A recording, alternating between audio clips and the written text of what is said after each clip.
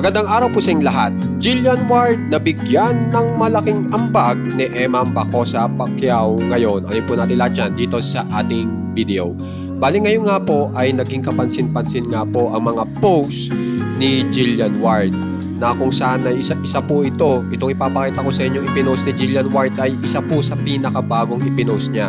At kapansin-pansin nga po yung mga nag-like dito po sa mga ini-upload na mga pictures ni Jillian Ward na umabot nga po ng 64,000 ang likes po na inabot, 64.4 thousand. So malaki-laki po yan.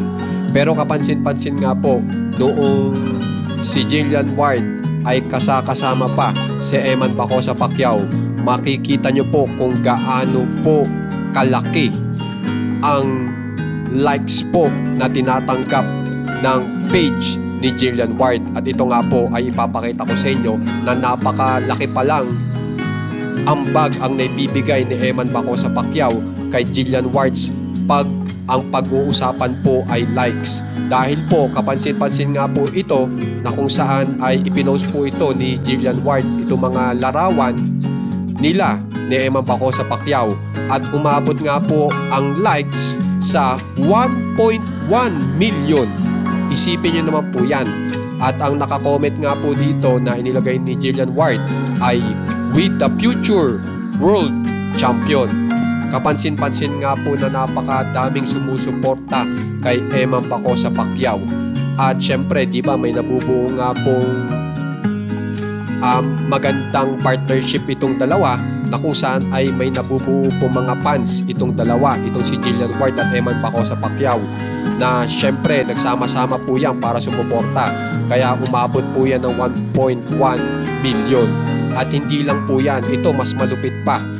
Dito sa isa pa pong picture na ini-upload ni Jillian Ward kasama si Emma Bacosa Pacquiao ay umabot ang likes sa 1.2 million naman. Kaya talagang napakaganda nga po na magkasama po lagi itong dalawa dahil kapansin-pansin nga po na talagang tinatao at dumadami ang mga page likes ng bawat isa.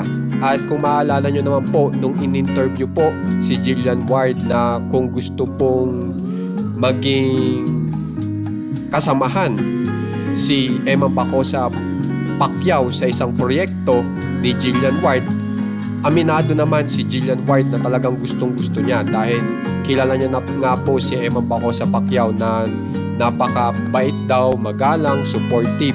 Tapos tinetext pa siya na kung saan ay kung kumusta na siya.